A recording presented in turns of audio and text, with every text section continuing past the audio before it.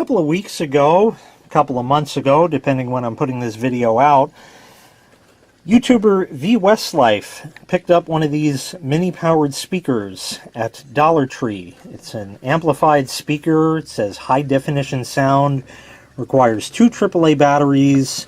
He had it in blue, so I figured I'd get the blue. And he did a little research on this thing by opening it up. Here's the speaker. It weighs absolutely nothing. It feels like maybe 2 ping pong balls.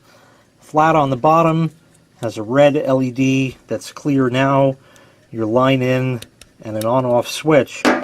I don't remember precisely, but I don't think his included the line-in cable. This one did. I don't know if they stopped including it or what the deal is, or if I'm just forgetting or that. But anyway, he did some research. He opened this thing up and found that the amplifier chip in it was kind of being underpowered, if you will, because it's running on 2 AAA batteries, which I can't even get the thing open with one hand here, but it runs on 2 AAA batteries, which would be 3 volts. And that chip, the amplifier chip, is meant to run on 5 volts. So the sound was less than appealing, shall we say, that he found. And I had commented in the video to say that I'd be curious to see what happens if you feed this with 5 volts. So that's what I'm going to ultimately do. First thing we're going to do is put some regular AAA batteries in here. I'll plug it in and we'll see what we get out of it. China quality, folks, at its absolute finest. I cannot believe what I'm actually seeing here. This was installed improperly.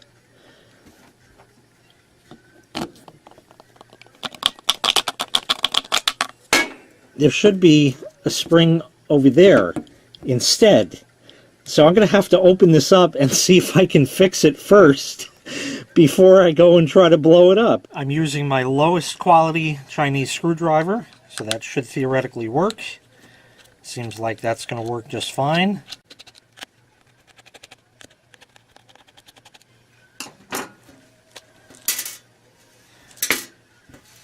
There's all 3 screws out. The top comes off. Nothing in there to see. Same sort of real chintzy, horrible speaker. This is actually even tinier than it looked in VWestlife's video. And I guess in order to try to make this work, I'm going to have to remove the little circuit board here. So I'm going to get like a razor blade and zip off these little plastic nubs and see if I can get the board out so I don't end up breaking it. Alright, I got those zipped off and the board comes right out. So I think theoretically, well, first of all, I didn't really need to remove the board, but I might be able to just pull that out with a needle nose plier, turn it over, and that way we'll have the spring on that side. Or maybe pick it out with a thin flat blade screwdriver. Let me see if I can get that done.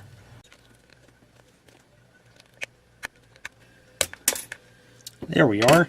That wasn't too bad. And now we will reinsert that in there the right way, so we can now put batteries in and see if it'll fucking power on. Oh, this thing is batting 1,000 already. Alright, I'm not even going to bother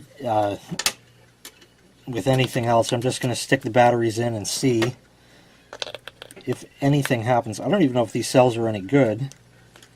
Yeah, well, probably not too good, so I'm going to have to find some other batteries, but we do have a red light at least. It's really awfully dim, so I think these batteries are toast. We'll get some new ones, and then we'll give this a test.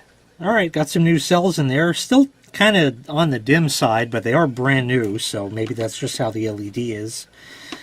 Anyway, I'm going to sort of sandwich it back together so we get the full sound of what it actually will sound like, and then we'll try blowing up with 5 volts. Okay, I'm using the dinky little cable it came with. I have it just sandwiched back together.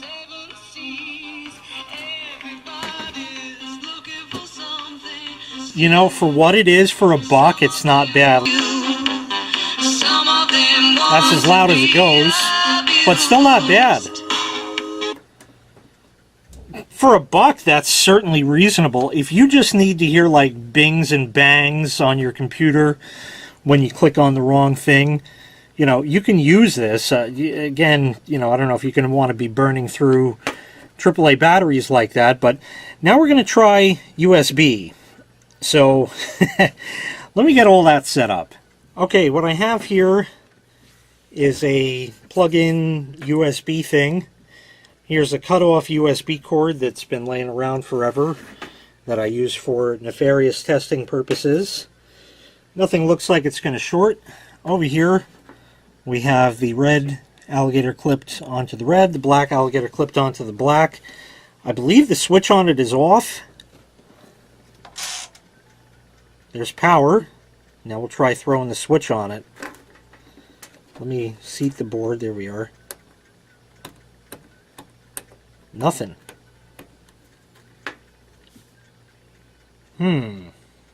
Interesting. Very interesting. Something reverse polarity, perhaps? I mean, these are certainly on there. I'll try reversing them. Second thought, maybe not.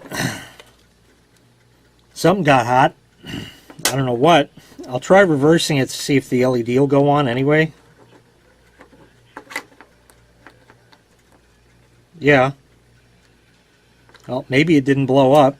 So apparently they wired that wrong as well, because I definitely have the red on the red wire and the black on the black.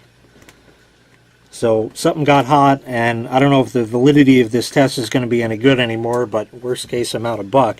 Now, many of you know I have a strict budget of $0 per video, so, you know, I wasted $1 on this. Let's turn it on again. We have a red light. I'm going to just sit here and wait.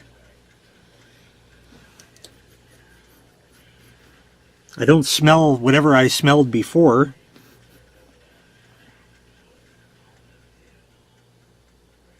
So far, so good. All right, let me see if I could do this without anything blowing up.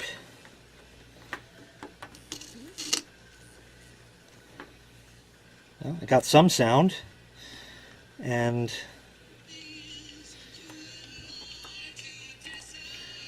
sort of need the speaker up there, but I can't. We'll just put it there. Phone at half volume.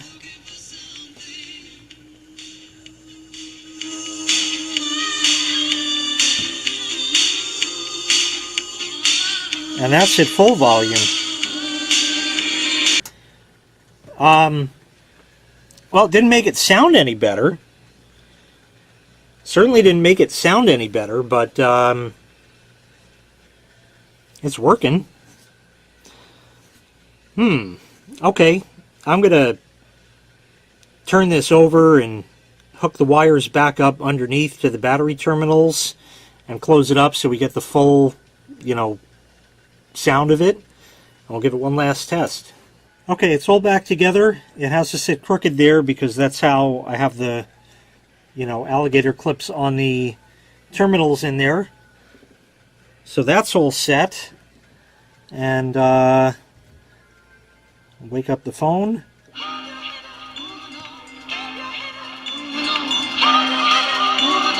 Full volume.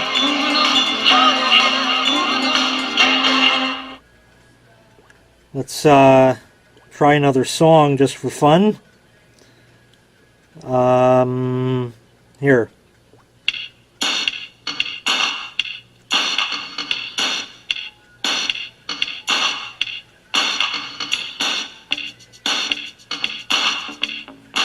That was Head to Toe by Lisa Lisa.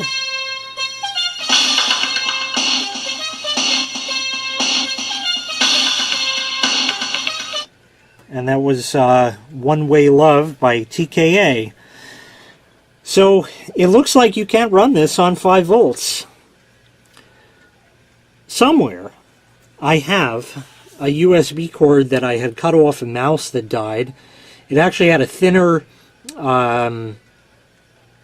USB cable on it. And in the future, what I'm going to do is wire that up to this very crudely. Basically what I'm going to do is make a hole in the case to allow the cable in, solder the wires on the inside right where it's supposed to go, and I think I'll also tack down the speaker with some hot glue, because it's sort of just a press fit, and I think with some hot glue it will be better. And the circuit board, because I removed those little melted plastic bits there, I think I'll hot glue that down as well. And this will be a perfectly usable speaker just for the bings and boops and bangs and whatever you have on your Windows PC. Not going to be, you know, I guess, or your Mac also if you want it to quack at you or something, but whatever. I wouldn't really play music through it because, you know, I mean, the phone speaker sounds better than it. Let me play that here. Through there. Turn the volume up. Certainly a lot more treble in the phone than you get out of this speaker. This is just like mid-range all the way. There's no bass, no treble, no nothing. But again, if you just have to hear the beeps and boops and whatever, it'll do the trick. And being that you can do it via USB, you know, you can just throw this in the back of your desktop PC. Short little cable there, USB. I could actually make a short cable if I want, but I'm going to leave it longer so you can put it somewhere. You know, or if the USB port is, you know, all the way stretched out from the sound port on it.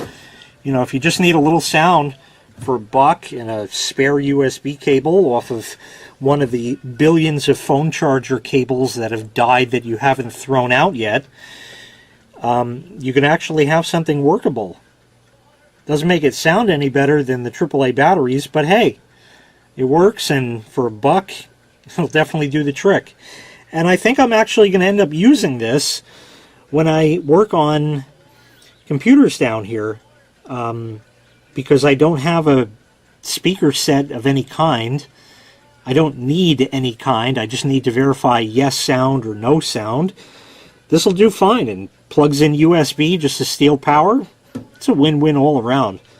So yes, it can be done. And I shall do that in another video sometime.